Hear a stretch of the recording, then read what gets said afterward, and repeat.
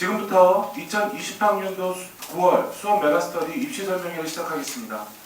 먼저 굳은 날씨에도 불구하고 참석해주신 학부모님과 수험생 여러분들 진심으로 감사드립니다. 어제는 대수능을 앞두고 평가원에서 주최한 9월 모의평가가 실시되었습니다. 그리고 곧 내일부터는 수시 원서 접수가 시작되는 날이기도 합니다. 학부모님들과 수험생 여러분들 초조하고 복잡한 심경이실 텐데요.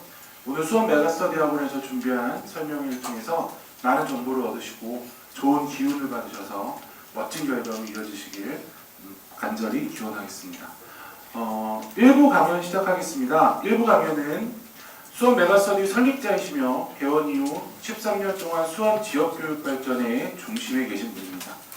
소개하겠습니다. 수원 메가스터디 학원 김기주 원장님입니다. 반갑습니다. 네. 예약하신 분들은 훨씬 더 많은데 아마 나오다가 비 때문에 돌아가신 것 같아요. 어쨌든 궂은 날씨에 왕림해 주신 학부모님들은 특별히 제가 감사의 말씀을 드리고요. 또 그 자리가 좀 이렇게 비어있기 때문에 오늘은 학생들도 좀 많이 내려와 있네요. 학부모님들은 우리 아이들이 내려와 있으니까 귀엽게 잘 봐주시고요. 앞에 앉아있는 애들. 지금도 비가 오고 있고 올여름은 참 비도 많이 오고 유난히 무더웠고 우리 수험생들이나 수험생을 뒷바라지하는 우리 학부모님들이나 정말 힘든 시기였는데 이제 9편까지 끝났으니까 뭐 정말 지금까지 달려온 것만 해도 아주 그 대단한 일을 하신 겁니다. 공부한 수험생들이나 뒷바라지한 우리 그 부모님들이나 정말 그 애들 많이 쓰셨고 마라톤으로 비유하자면 이제 마지막 구간이 남았죠. 이제 마지막 힘을 다해서 그 완주를 해야 될 것 같고 그 마지막 기간을 달리는 데 있어서 그 도움이 되는 얘기를 오늘 그 남영권 메가스터디 입시연구소장님하고 남영권 소장님은 특히 내일부터 수시 원서 접수가 들어가기 때문에 수시와 관련된 얘기를 주로 많이 하실 거고 저는 이제 학부모님들의 관심이 지금 수시에 온통 뭐 아이들도 마찬가지고 수시에 쏠려 있을 겁니다. 그러니까 수시를 중심으로 오늘은 진행을 할 거고요. 저는 그냥 남은 기간에 수능 학습 전략에 대해서 간단히 요점만 몇 가지 말씀을 드릴 겁니다. 우리가 그동안에 그 9평 설명회는 주로 수시 원서 접수가 끝나고 9평 그 시험을 본 다음에 한 일주일 열흘 후에 했거든요. 근데 학부모님들이 요청이 많았습니다. 수시 원서 접수 전에 좀 설명회를 해가지고 뭔가 좀 마지막 좀 이렇게 그 가이드라인을 제시해 주거나 결정적인 팁을 좀 주거나 그러면 좋겠다라고 이렇게 말씀을 하셔가지고 자료 준비하는데 저희들이 상당히 힘들었는데 어제 시험을 봤기 때문에 오늘 뭐 통계자료 만들고 그러느라고 굉장히 전 직원과 본사까지 아주 정신이 없었습니다. 분주했었는데 어쨌든 자료 준비를 했으니까 많은 도움 받으시기 바라고 특히 우리 뒤에 그 남영권 소장님은 잘 아시는 것처럼 뭐 우리나라에서 수시나 정시에 어떤 그 팁을 주는 데 있어서는 최고의 전문가이고 가장 많은 정확한 정보를 여러 대학과 연계되어서 늘 그 정보를 뭔가 캐치하고 연구하고 정리하고 그런 최정점에 서 있는 그런 분이니까 좋은 팁을 많이 주실 걸로 믿습니다. 저는 뭐 간단히 얘기하고 내려갈 거고요. 먼저 제가 이제 말씀드릴 건 9평 분석하고 향후 학습 전략의 제시 이런 건데 그 전에 참고로 뭐 한 말씀 드리자면은 지금 뭐 우리 사회가 좀 여러 가지 면에서 참 좀 이렇게 어수선한 측면이 있고 특히 그 법무장관 후보와 관련되어 가지고 굉장히 아주 사회적으로 논란이 많은데 뭐 여기가 이제 그런 걸 얘기하는 자리는 아닙니다만 우리 교육 분야하고도 또 어떻게 공교롭게 그분이 관련이 되어 가지고 조국 씨의 딸이 이제 뭐 고대에 입학한 과정이나 부산대 의전원 의학전문대학원 입학하는 과정이 뭔가 좀 저는 그와 관련된 아주 정확한 정보를 가지고 있는 사람도 아니고 제가 뭐 정치인도 아니니까 거기에 대해서 왈가왈부하고 싶지는 않습니다만 그냥 일반적인 국민들의 관점으로는 조금 이렇게 뭔가 석연치 않은 뭔가 좀 공정하지 못한 이런 어떤 요소가 있는 것 같고 그러다 보니까 대통령께서도 차제에 뭐 법무장관 후보의 문제가 아니라 입시 정책의 전반적인 공정성에 대해서 좀 검토를 한번 해라 이렇게 얘기를 해서 그건 대통령이 그렇게 말씀하시는 건 굉장히 중요한 거고 큰 영향을 미치죠. 그래서 바로 교육부가 그 문제에 관한 어떤 그런 연구에 들어가기 시작했고 이게 조금 변화를 가져올 것 같아요. 앞으로는 참고로 거라고 말씀드리는 겁니다. 이제 조국 씨의 딸이 들어가는 게 학생부 종합전형이죠. 학종전형인데 이제 이 학종이라는 것 자체가 조금 이게 문제가 있는 겁니다. 학종이 계량화가 안 되죠. 계량화라는 게 우리 아이들은 무슨 말인지 알아? 계량화라는 게 숫자야, 숫자. 알았어? 계량화가 된다는 건 숫자로 따진다는 뜻이야. 그런데 학생부 교과 전형이라든가 무슨 수능에 점수를 가지고 따지는 정시 전형이라든가 이런 것들은 점수가 딱 나오잖아. 그러니까 몇 등급, 몇 점, 국어 몇 점, 영어 몇 점 이렇게 탁 넣어가지고 경제에 딱 이렇게 숫자 비교를 해가지고 정확하게 이 지원한 학생들 중에 1등이 누구고 50등이 뭐고 100등이 뭐고 카트라인이 뭐고 이렇게 탁 나오잖아. 이런 걸 계량화라고 하는 거야. 숫자가 된다고. 근데 학생부 종합전형은 학생회장을 했다, 무슨 상을 받았다, 이번에 조국 씨의 딸처럼 고등학생이 그런 능력이 있는지 없는지 나는 잘 모르겠지만 의학 논문의 1저자가 되었다 그러면 이런 것들이 숫자가 안 되잖아요. 몇 점이 된다, 평점이 어떻다. 그러니까 이게 참 불투명하죠. 뭔가 이게 본래 이제 학생부 종합전형이라는 건 그런 요소가 많이 있는 겁니다. 근데 차제에 대통령이 그에 대한 전반적 검토를 지시를 했기 때문에 아마 제 예측으로는 그렇습니다. 이미 그런 보도도 나오고 있고 상위권 대학들이 이 학생부 종합전형을 굉장히 좋아하거든요. 서울대는 기존에 80%에서 최근에 약간 줄였습니다만 70% 가까이, 고대는 50% 가까이 굉장히 많은 학생들을 학생부 종합전형으로 뽑는데 학생부 종합전형이 앞으로는 위축될 것 같습니다. 그러니까 동생이 있거나 혹은 여기서 올해 뭔가 여러 가지 경우가 좋지 않아 가지고 다시 재수를 하게 되거나 재학생들 중에 그런 사람들은 참고로 해주시기 바랍니다. 학생부 종합전형이 위축이 될 것 같고 그렇게 되면 풍선 효과로 학생부 종합전형이 줄어들면 정시 쪽이 아무래도 늘어나게 돼 있죠. 정시가 조금 오늘 유은혜 교육부 장관이 기자간담회 하면서 정시를 늘리지는 않겠다 이렇게 얘기는 했는데 그것도 모르는 거죠. 학생부 종합전형이 자꾸 이렇게 국민적 비판을 받고 지금 많은 대다수의 고등학생들은 수능 점수로 대학 가는 게 가장 공정한 방식이다.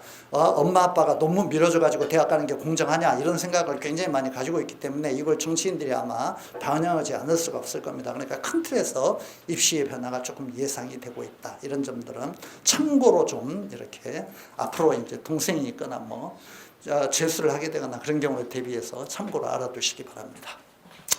구평분석 좀 가도록 하겠습니다. 제가 얘기할 게 두 가지입니다. 구평분석하고 앞으로 남은 기간의 학습전략 제시. 구평분석은 이번 구평에서 특이한 점이 별로 없습니다. 그래서 제가 6평 분석에서 했던 내용과 거의 동어 반복이 될 것 같아요.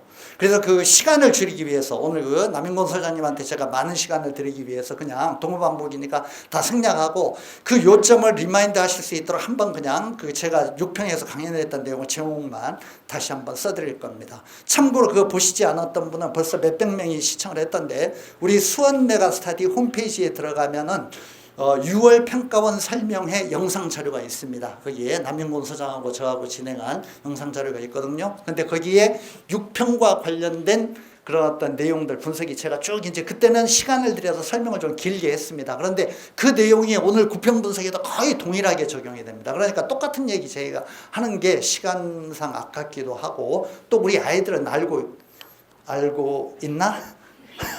한번 얘기해서 알아듣는 애들이 잽싸게 잊어버리지.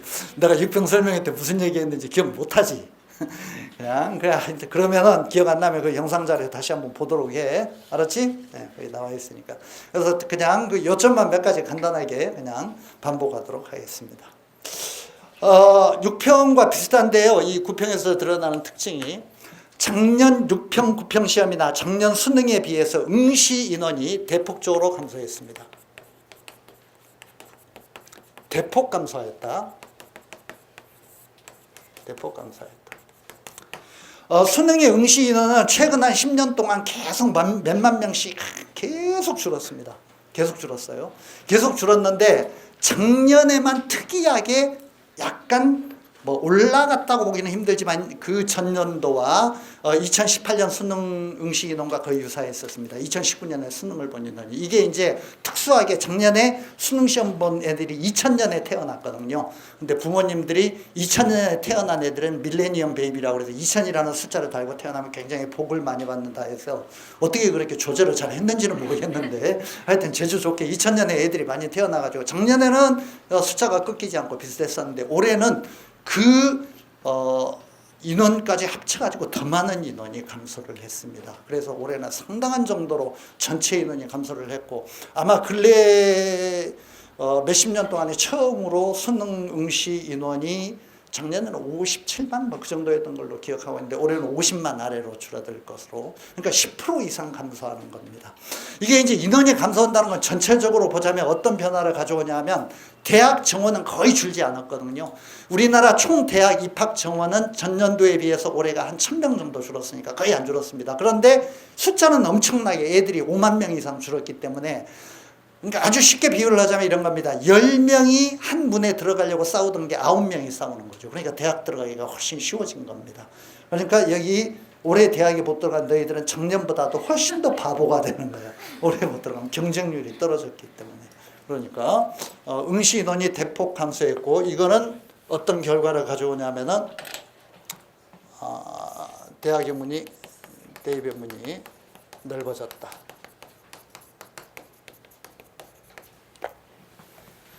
이런 결과를 가져오게 되었다.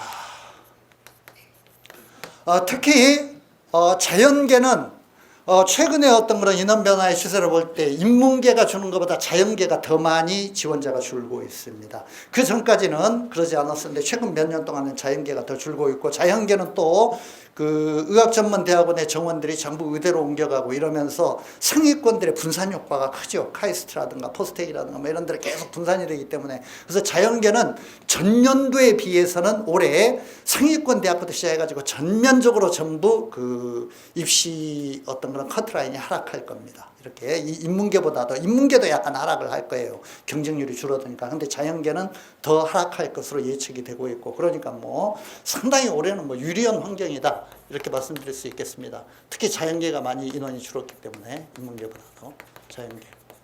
그 다음에 대학가는 문이 넓어졌다는 거 제가 말씀드리고 있는데 이 넓어진 게 자연계하고 또 하나는 정시입니다. 제가 아까 이제 우리 그 정치적 어떤 그런 지형의 변화 때문에 정시가 앞으로 확대될 거다 그 말씀을 드렸는데 이거는 조국 후보와 관련된 이 사태 이전에도 예고가 되었습니다. 이 정권 들어서면서 교육공론화위원회 뭐 이런 것들 여러 그 어떤 그 센서스를 거쳐가지고 입시 방식을 확정 지으면서 정시가 수능 점수로 대학을 가는 정시가 가장 공정한 방식이기 때문에 늘려야 된다. 이런 것들이 이미 확정이 되었습니다. 정책으로. 그래서 앞으로 정시는 계속 늘려가요. 그래서 올해도 이미 늘었습니다. 그 주요 대학들이 정시 모집 인원을 계속 늘렸어요. 그래서 앞으로는 더욱더 그렇고 자연계와 정시가 대학을 가는 데 있어서 문이 계속 넓어질 것 같고 더군다나 이거는 앞으로는 더욱더 재학생 부모님들이 염두에 두시고요. 학종이 굉장히 많이 위축이 될 것 같은데 지금 현재 상황으로 볼 때 아마 결정적인 타격을 받을 것 같아요. 제가 보기에는 이 조국 사태를 보면서 국민적 분노가 만만치 않아가지고 학종에 대해서 조금 이렇게 말이 안 되는 측면 같은 게 많이 있잖아요. 대학 가고 이런 것들이. 그러면은 학종의 인원이 줄어들면은 그걸 다른 식으로든 어떤 식으로든 보충을 해야 되는데 다른 논술 전형이라든가 뭐 학생부 교과라든가 특기자라든가 이런 거 갑자기 늘리기가 어렵죠. 그러다 보면은 정시가 자연히 뭐 풍선 효과로 늘어날 가능성이 크다. 그런 면에서 그 정시를 노리는 것이 대학 가는 데는 재수생은 뭐 말할 필요도 없고 재학생도 앞으로는 그 상당히 큰 문이 지금보다는 큰 문이 될 것 같다. 이런 말씀 드리고 싶습니다. 자연계와 정시. 두 번째. 난이도 말씀을 드려야 되겠는데 9평은 6평과 완전 똑같았습니다. 그냥 이렇게 말씀드릴게요. 적정 난이도가 유지되었다. 좀 이따가 어제 우리가 자료를 만드느라고 PPT 자료로는 만들었는데 지금 그 인쇄된 자료로는 배부를 못 해드렸는데 컷이 나올 겁니다. 이번에 어제 보았던 9평의 1등급 컷은 국어가 89, 국어 89, 수리가가 수학가가 89, 수리나가 88. 아마 이런 걸로 제가 그 입시 기간마다 뭐 한 1점 정도씩 차이는 있지만 메가스타디는 이렇게 예측을 하고 있고요. 89, 89, 88. 그러니까 국영수가 전부 1등급 컷이 80점 됩니다. 이렇다는 건 상당히 어렵게 출제되었다는 거죠. 그러니까 이 그 적정 난이도를 유지했다는 건 6평하고 아주 비슷하고 6평도 이거고 거의 대동소이합니다. 6월 평가원하고 아주 대동소이하고 작년 수능하고도 아주 비슷합니다. 작년 수능하고도. 우리 재수생 학부모님이나 우리 재수생들은 잘 알고 있죠. 작년 수능, 불수능, 물수능. 역대급 불수능이었죠. 시험 보고 난 다음에 자살한다는 애들 굉장히 많았었는데, 물론 대부분은 자살 안 했지만, 잘 살아있지만, 어쨌든 역대급 불수능이었는데, 애들을 뭐 진짜 까무러치게 만드는 역대급 불수능이었습니다. 모르는 지학생 학부모님들은 참고를 해주시고, 작년에 엄청나게 어려웠는데, 그 엄청나게 어려웠던 수능의 수준과 컷의 어떤 그런 정도를 올해도 그대로 유지하겠다는 겁니다. 그러니까 이거는 뭐 올해 수능도 뭐 이렇게 볼 때 상당히 어렵게 출제될 거다 예측이 되죠. 작년에 국어는 1등급 컷이 84점이었었는데 이거는 작년에 국어에서 너무나 예외적으로 너무 어려운 지문이 나와버려가지고 이게 특별하게 이제 좀 교육부도 깜짝 놀랐죠. 그 문제 때문에. 그래서 그거는 고치려고 이제 노력을 하고 있고, 그러다 보니까 좀 이제 그 1등급 컷이 국어에서는 올라가긴 했는데 지금 6평하고 9평이 88점, 89점 이 정도로 유지하고 있으니까 약간 좀 그 쉽게 내기는 했습니다만, 그래도 국어가 1등급 컷이 90점대로 올라가지 않고 89점, 88점 이렇게 유지가 된다는 건 어느 정도 어렵게 되겠다 이런 의지를 보이는 거고, 수리가 같은 경우는 작년에 그 역대급 불수능이었다고 하는데 수리가 컷이 1컷이 작년에 92점이었거든요. 92점이었는데 올해는 89점이니까 이건 뭐 올해 6평도 똑같았습니다. 6평이 88점이었나 89점이었나 뭐 이런 걸로, 내가 89점이었나 그런 걸로 기억을 하고 있는데, 하여튼 이렇게 유사하게 더 어려워진 거죠. 1컷이 더 떨어진 겁니다. 그러니까 이런 걸로 볼 때 적정 난이도를 유지하고 있다. 그러니까 이거는 뭐 예측할 수 있는 건 상당히 어렵게 출제될 것이다.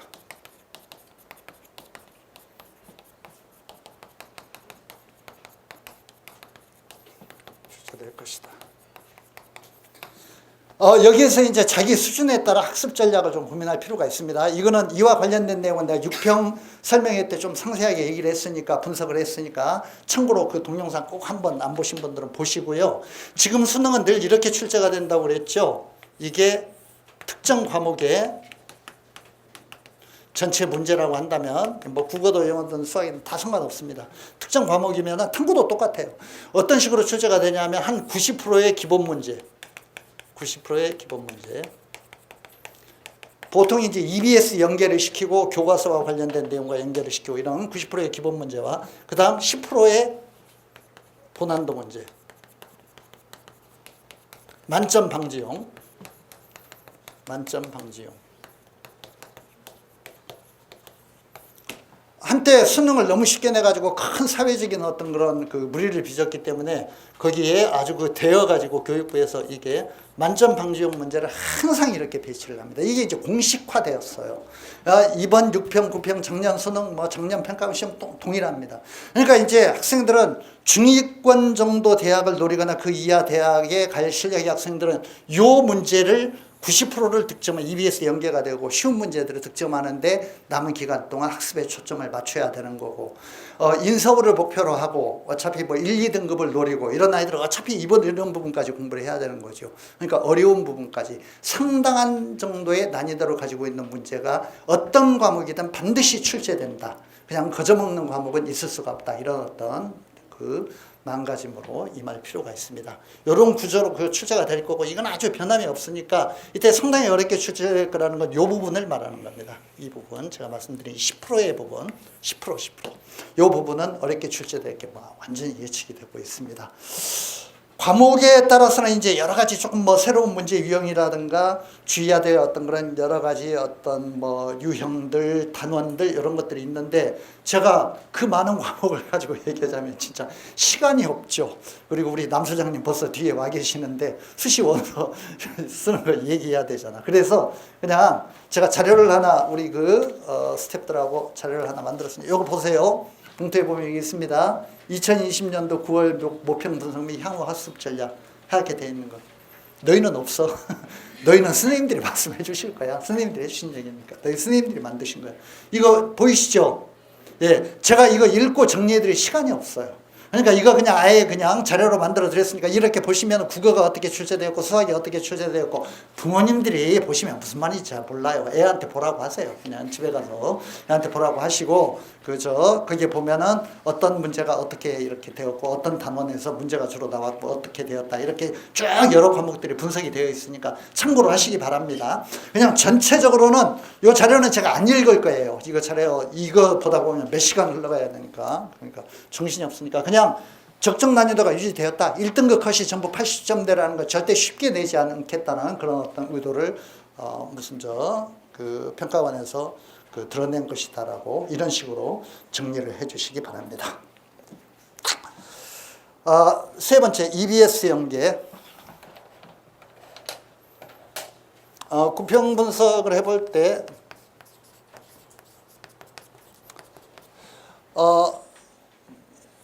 이거는 제가 여러 자료를 찾아봤는데 사교육 기관들마다 조금씩 차이가 있습니다. 유지가 되었다는 기관도 있고 조금 체감 연계율은 떨어졌다.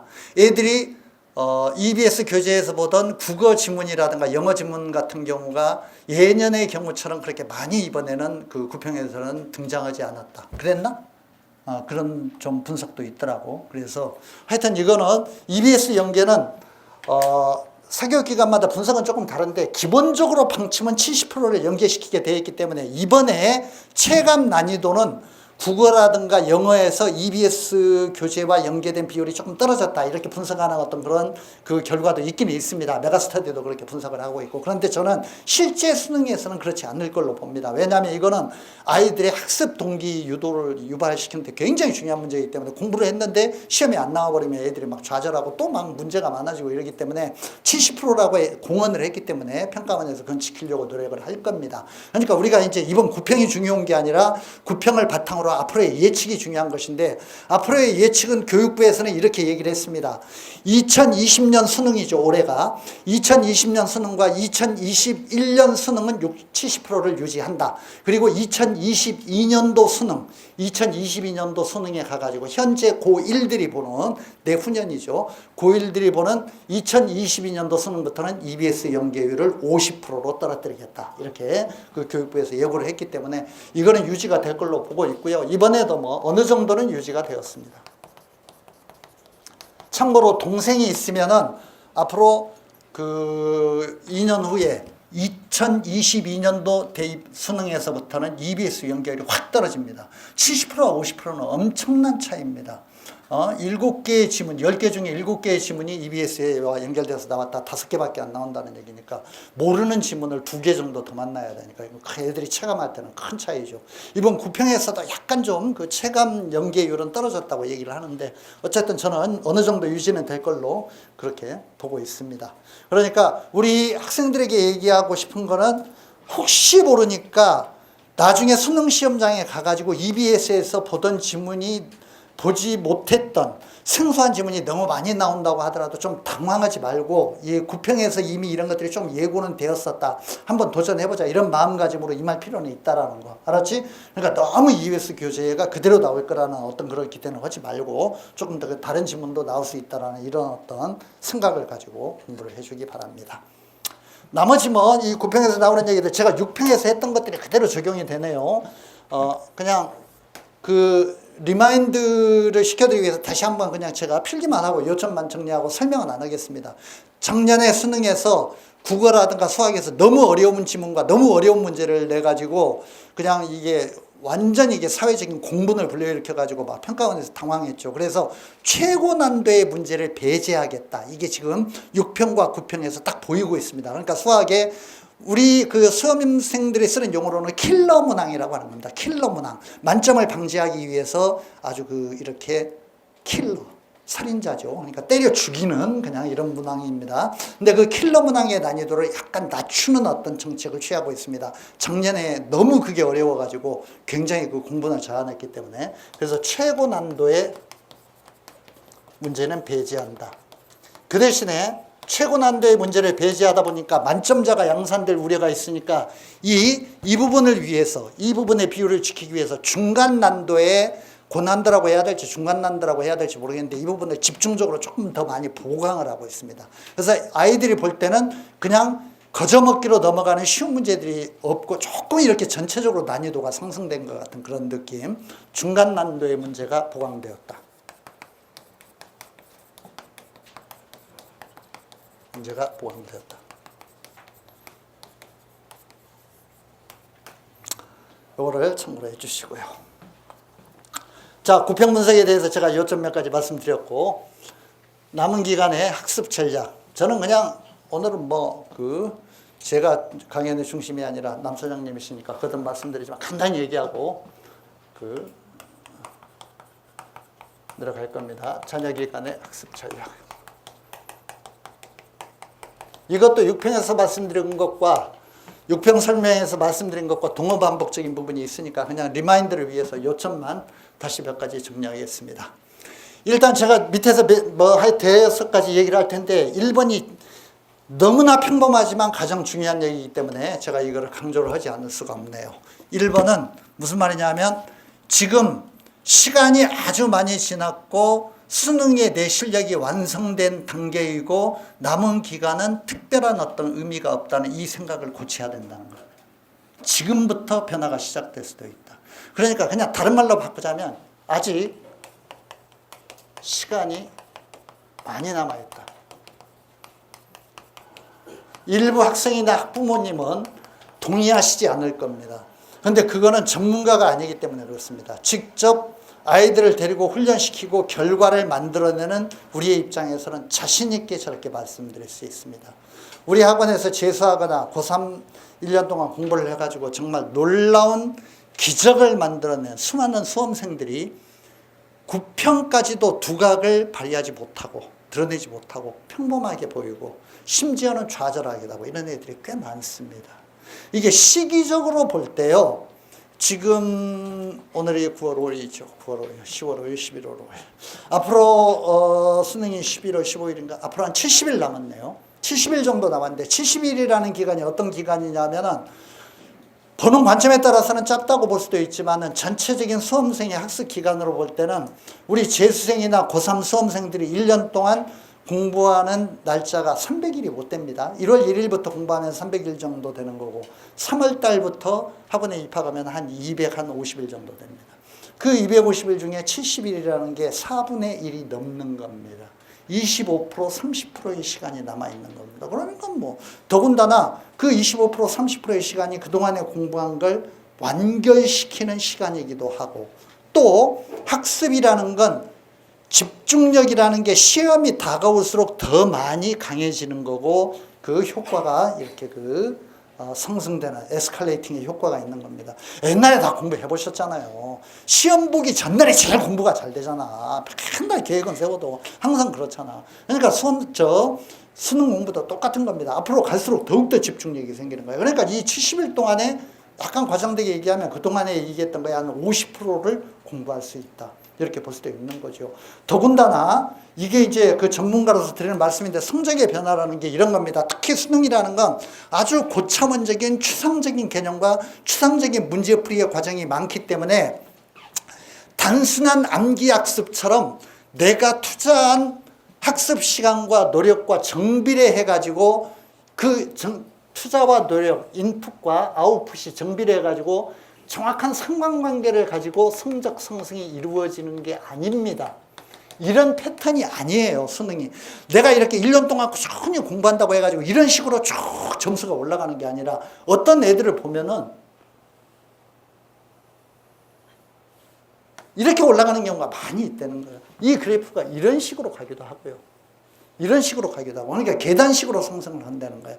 그러니까 이렇게 쭉 상승을 하는 게 아니라 어느 시점에서 그 과목이라든가 그 개념이라든가 그런 문제 유형에 대한 나의 마인드가 딱 어떻게 잡히기 시작하면 갑자기 물리가 트인다고 그러죠. 갑자기 이해력의 정도가 딱 높아지면서 딱 어떤 그 레벨로 치고 올라가는 거야. 그때를 인내심을 가지고 기다려야 되는 거야. 이게 성적이라는 게 막 그냥 뭐 3점, 5점, 7점, 10점 이렇게 올라가는 게 아니라 단숨에 이렇게 딱 치고 올라가는 어떤 그런 단계가 온다고. 그게 실제 수능의 케이스가 되는 게 상당히 많은 재수생들의 경우입니다. 우리가 많은 어떤 그런 경우를 보면서 끊임없이 정신교육을 시키고 끝까지 참고 이를 악물고 노력해야 된다. 이렇게 그 아이들에게 정신교육을 시키다 보면 애들이 참고 힘들고 그래도 끝까지 노력을 하다 보면 마지막에 수능에서 탁 차고 올라가는 거죠. 그동안에 보이지 못하던 놀라운 결과를 나타내는 겁니다. 이런 일들이 많이 있기 때문에 그래서 시간이 많이 남아있고 최선의 노력을 다 해야 된다.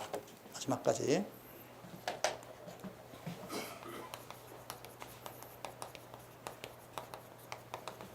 평범하지만 가장 중요한 얘기입니다. 최선을 다해야 된다.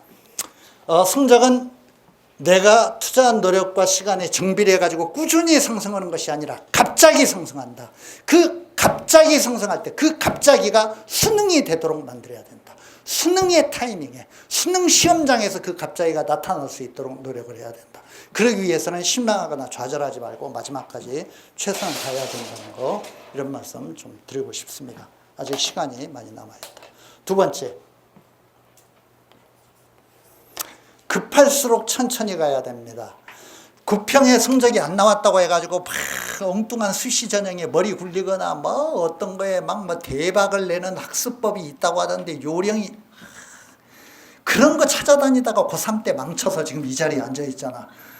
재수생들 대부분이. 그런 거 없어. 학습의 왕도란 없는 거야. 그런 걸 힘든 때일수록 더욱더 기본에 충실해야 돼. 그리고 이 기본에 충실할 때 가장 바람직한 결과가 나타나. 기본에 충실하자. 이때 기본에 충실하다는 것의 개념이 뭔지 몇 가지 정리하겠습니다. 첫째, 기출문제. 수능은 출제되었던 개념과 출제되었던 문제 유형이 지금은 반복적으로 출제되는 문제은행식 출제입니다. 최근 몇 년 동안의 기출, 최근 몇 년 동안의 평가원 문제, 수능 문제, 특히 올해 6평, 9평, 이거는 뭐 완벽하게 분석, 문제 유형과 그 관련된 단원까지 올해 6평, 9평, 그 다음에 2, 3년 동안의 수능, 이런 것들 집중적으로 분석을 해야 된다. 기출문제 정리. 그 다음에 EBS 연계교재 정리. 이거는 뭐 기본 중에 기본이죠. 뭐 얘기할 필요가 없는 거고, 이거는 70%의 지문과 문제가 그 EBS 연계교재에서 나오니까 가장 기본적으로 공부를 해야 되는 거고, 그 다음에 교과서. 암기 과목이라든가 교과서가 있는 과목들은 저는 남아있는 기간 동안에 개념 정리를 위해서 교과서 통독 권합니다. 너무 자꾸 문제 풀어가지고 실력은 뻔한데 자꾸 문제 풀어가지고 몇 점인지 확인하려고 하지 마. 그 시간 동안에 그냥 교과서 전체를 통독을 해. 개념을 전체적으로 머릿속에 그림을 그려. 우수한 어떤 그런 점수를 얻고 우수한 성적을 얻은 아이일수록 그런 얘기를 참 많이 해요. 전체적으로 그림을 많이 그렸습니다. 그 단원의 내용이 내 머릿속에 이렇게 그림이 그려지도록 계속 반복적으로 전체적인 어떤 그런 그 통독, 교과서 통독이라든가 개념과 관련된 청구서의 내용, 이런 것들을 계속 읽었습니다. 이런 얘기를 하는 경우가 굉장히 많이 있어요. 교과서 통독. 이거는 이제 뭘 의미하느냐? 이거는 역으로 뭘 하지 말라는 얘기냐? 너무 어려운 문제풀이라든가 새로운 교재, 그동안에 보지 않았던 새로운 교재 막 이렇게 막 그냥 막 대박 내려고 막 뭔가 새로운 방식 추구하는 거, 이런 거 좋지 않습니다. 손때 묻은 교재가 제일 좋아. 그걸 반복적으로 봐야 돼. 반복적으로 봐야 된다. 새로운 교재 도전하지 말고, 문제풀이 너무 많이 하지 말고, 개념 정리가 더 중요해. 문제풀이보다 개념 정리가 더 중요하다. 개념 정리가 더 중요하다.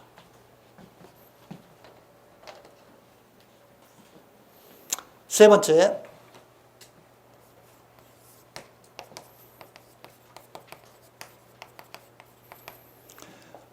남은 시간은 어떤 사람에게는 많은 시간이기도 하고 어떤 사람에게는 짧은 시간이기도 하겠지만, 어쨌든 물리적으로는 현재 우리 수험생들 앞에 70일의 시간이 남아 있습니다. 어떤 수험생도 수능에서 수석을 하고 서울대 의대를 가고 그런 수험생도 완벽하게 이 정도면 되었다라고 만족스럽게 자기 공부를 마치고 시험장에 가는 수험생은 한 명도 없습니다. 역대 모든 수능 수석자들이 한 얘기입니다. 만족스럽게 공부하고 시험장에 간 적이 없다. 항상 불안해가지고 어떻게 될까? 이런 불안한 심정을 가지고 내가 좀 더 잘할 수 있었는데 이런 심정으로 시험장에 갔다. 모든 수석을 한 학생들이 한 얘기입니다. 누구도 완벽하게 공부하고 시험장에 갈 수는 없습니다. 그러면은 남은 기간 동안 어떻게 나에게 주어진 시간을 잘 활용해가지고 공부를 할 것인가? 절대적인 물리적 시간은 70일밖에 없으니까 효율적으로 시간 배분을 하면서 공부를 해야 됩니다. 지금까지는 종합적으로 스님들이 그렇게 주문을 해왔고 내가 전체적으로 뭔가 이렇게 특별히 밀리거나 누락되는 과목이 없도록 특별히 어떤 과목에서 문제가 발생하지 않도록 종합적으로 공부를 해왔다고 한다면 지금부터는 약간 좀 효율성을 생각을 해야 된다. 이제야말로 이런 어떤 학습 방법에 대해서 진지하게 고민을 해야 되는 시기로 접어들어간다라는 거, 이거를 명심해 주기 바랍니다. 먼저 효율적인 시간 배분에 있어서 수시에서 수능 최저 학력 조건,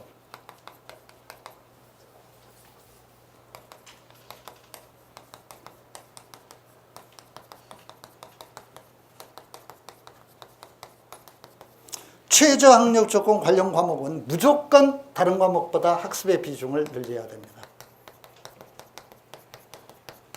학습의 비중을 끌어올려야 된다.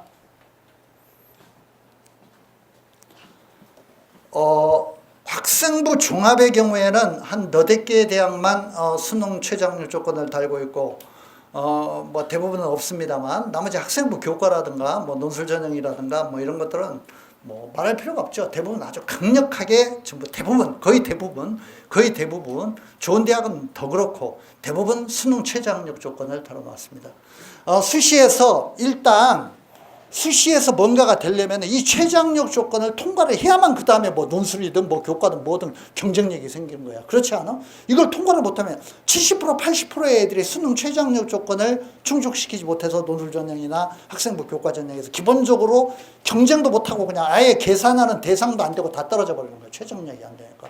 그러니까 일단 뭐 보통 수시에서는 한 50대 1, 30대 1 뭐 이 정도 웬만한 과들은 다 괜찮은 거예요. 애들이 선호하는 대학이나 과들은 이 정도의 경쟁이 되는데 최저 학력 조건을 통과하면은 한 3대 1이나 5대 1로 줄어들어 그 경쟁이. 그러니까 그거는 굉장히 나머지 80% 70% 어떤 때는 90% 가까이 애들을 최저 학력 조건으로 무찌를 수 있는 거예요. 그러니까 최저 학력 조건은 뭐 2등급 2개, 3등급 2개 이거 굉장히 중요한 거죠. 그러니까 일단 이걸 통과하는 과목 그 관련된 과목의 학습 비중과 학습 시간을 늘려야 되는 거예요. 이건 말할 필요가 없고 그러니까 이거는 6평에서도 내가 했던 얘기인데 중요한 얘기니까 다시 강조하겠습니다. 국영수 탐구를 기준으로 4과목으로 볼 때 222보다는 훨씬 더 좋은 게 1313이죠. 그렇죠? 2등급을 4개를 맞는 것보다는 1313이 훨씬 더 좋은 겁니다. 왜 그렇죠? 수시에서 1등급 2개를 전제로 하는 어떤 그런 과라든가 계열이라든가 대학에 지원할 수가 있잖아. 그러니까 성적이 뭐 그냥 원점수로 똑같고 표준점수로 똑같고 100분위로 똑같다고 하더라도 등급의 차이가 이렇게 들쭉날쭉한 게 좋은 것들을 선택해가지고 내가 수시 지원이 가능하기 때문에 유리한 겁니다. 이거는 뭐 더 낮은 거인 경우에도 똑같은 거야. 그냥 3333보다는 2424가 훨씬 좋죠. 2424가 2등급 2개 조건으로 요구하는 대학이나 과에 지원이 가능하잖아. 그러니까 최저학력 조건 관련 과목에 최저학력과 관련된 과목의 학습 비중을 지금부터는 집중적으로 올려야 된다는 거 이거를 명심해 주기 바랍니다. 그 다음에 지금 이제 우리 수험생들은 재수생이든 재학생이든 이제는 분석을 해야 돼. 지금까지 보았던 모의고사, 작년 수능, 평가원 시험 이런 것들을 쫙 분석을 해보고 내 성적이 어떤 패턴으로 나타나는가 이런 걸 봐가지고 내가 5등급에서 4등급으로 4등급에서 3등급으로 작년 수능부터 꾸준히 올라왔다. 이런 건 쉽게 얘기하면 싹수가 있는 과목이야. 싹수가 있어. 내가 거기에 적응해 가고 있다는 거야. 이 피치로 달리면 조금 더 끌고 올라갈 수가 있는 거야. 그런데 작년 수능에도 5등급이었어. 올 6평에도 5등급이었어. 보는 모든 사설 모의고사에서 5등급, 6등급을 계속 두드리고 있어. 이거는 남은 기간 아무리 열심히 해도 변화가 오기는 조금 힘들다고 객관적인 확률로 보자면 그렇죠. 그런 면에서 상승 가능성이 내 성적 패턴을 분석하고 난 다음에 상승 가능성이 높은 과목에 더 투자를 해야 된다. 남은 시간 동안. 아까도 얘기했지만 누구도 완벽하게는 공부 못하는 거야. 어떻게 완벽하게 해? 그 많은 과목에 그 많은 어떤 걸 어려운 그 학습 컨텐츠를 어떻게 완벽하게 하냐고. 그러니까 할 수 있는 걸 해야 되는 거야. 할 수 있는 만큼만. 상승 가능성이 높은 과목에 학습 비중을 올려야 된다.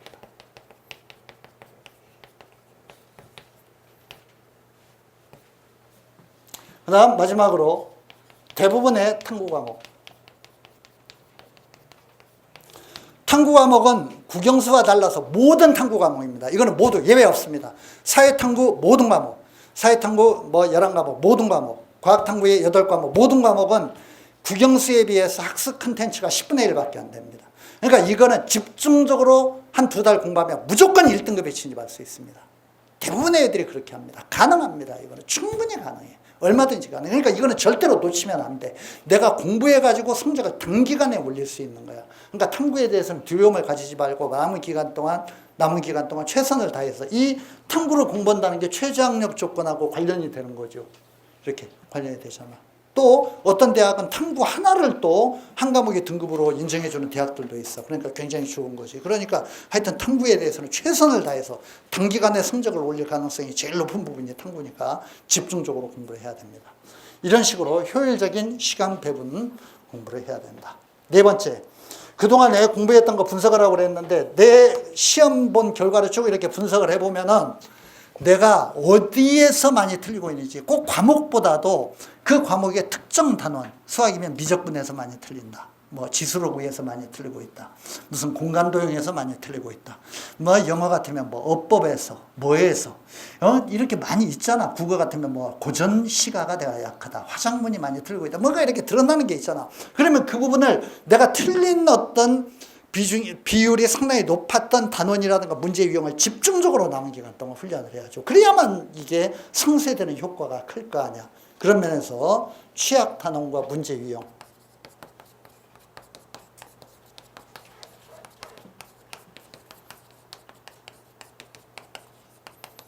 집중 공략을 해야 된다.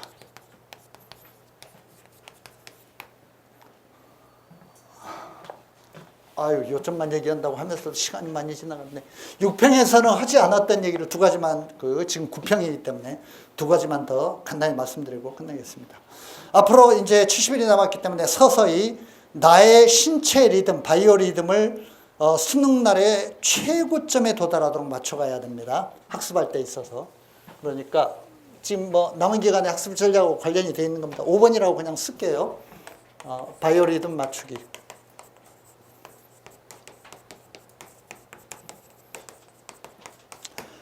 시험장에 가가지고 내가 이 리듬이 맞지 않아가지고 고생하면 낮에 졸리거나 이러면 절대 안 되니까 일단 바이오 리듬에서 핵심적인 거 2가지. 6시에서 7시에 기상해야 됩니다. 반드시.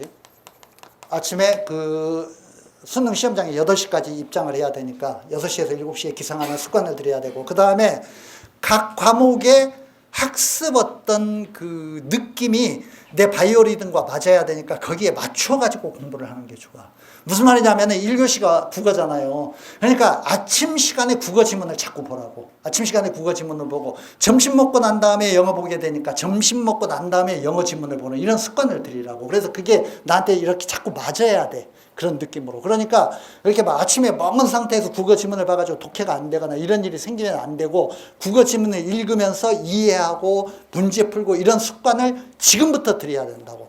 1교시 시험을 잘 보는 게 굉장히 중요한 거야. 국어를 잘 봐야만 자신감이 생겨가지고 그 다음에도 밀리지 않고 그냥 계속 이렇게 집중력을 가지고 도전할 수 있다고. 그러니까 그게 바이오 리듬을 맞춰가야 돼. 그러니까 오전에 국어, 수학, 오후에 영어 공부하는 거, 이런 식으로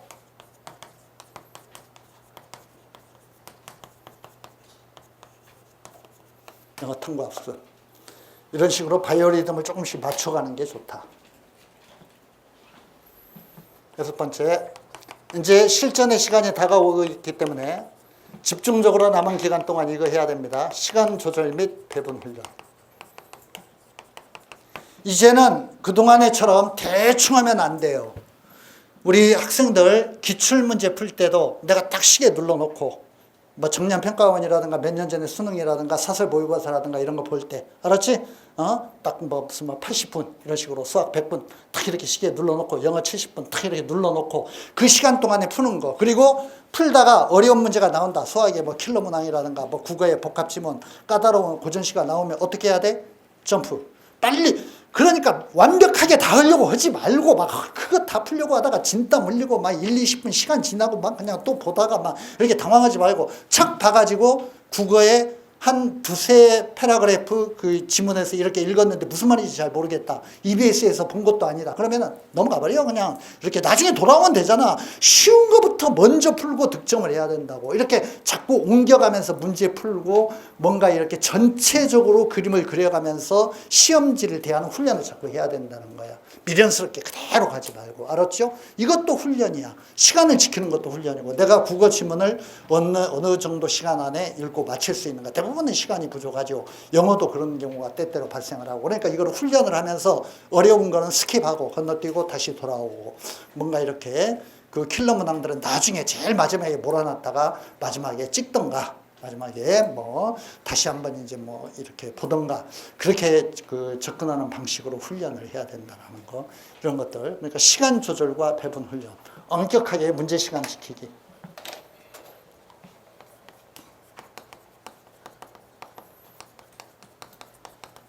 문제 푸는 시간 지키기. 이런 것들 타임워치 딱 눌러놓고 시간에 맞춰가지고 훈련을 해야 된다는 거. 남은 기간 동안 이런 연습 열심히 하기 바랍니다. 간단히 제가 6편에서도 말씀드렸던 요점 몇 가지 말씀을 드렸고요. 다시 한번 마지막에 너무 중요한 내용이라 말씀드립니다만 끝나지 않았습니다. 뭐 유명한 뭐 야구 선수가 한 얘기라고 하죠. 끝날 때까지는 끝난 게 아니다. 그리고 지금은 뭐 끝나가는 시점도 아니야. 어떻게 보면 중간 시점이야. 우리 그 재수생들 공부하는 우리 그 지금 이 4층인데 이 위에 공간은 이 빌딩에서 전부 재수생 전용 공간입니다. 우리 재수생들의 정신교육을 위해서 우리 재수생들에게 정말 많은 경구를 선생님들이 막 당부하는 경구를 여기저기 아예 인쇄를 해가지고 벽에 많이 붙여놨습니다. 제가 이렇게 순찰하면서 가끔 이렇게 그 저도 읽어보고 이제 좀 이렇게 반성적 내 인생을 이렇게 성찰하는 계기로 삼기도 하고 아이들이 보라고 써놓은 것이지만 스님들에게도 도움이 되죠. 그 말 중에 이런 말이 있습니다. 우리 아이들은 잘 압니다. 늘 보니까 결승점을 지나고 난 다음에도 뛸 힘이 남아있다면 그건 최선을 다한 것이 아니다. 우리 거기 써붙여 있는 말 중에 하나입니다. 결승점을 지나고 난 다음에도 뛸 힘이 아직도 남아있다면 최선을 다한 것이 아니다. 아직 수능이라는 결승점까지 시간이 70일이나 남아있습니다. 최선을 다해서 뛰어야 됩니다. 지금까지 열심히 뛰었지만 아직 다 뛴 것은 아닙니다. 마지막 구간이 남아있고 이 구간이야말로 진짜 집중력을 발휘하면서 최선을 다해서 노력을 해야 되고, 그 노력이 여러분의 인생을 바꿀 수도 있고 대학의 레벨을 바꿀 수도 있고 앞으로 남은 어떤 그런 삶의 과정을 송두리째 바꿀 수도 있습니다. 집념을 가지고 뭔가 이를 악물고 마지막 어떤 그런 노력을 계속해야 된다는 거 당부를 드리고, 수시 지원과 관련된 아주 중요한 오늘의 메인 강의를 우리 그 남윤권 서장님에게 마이크를 넘기겠습니다. 감사합니다.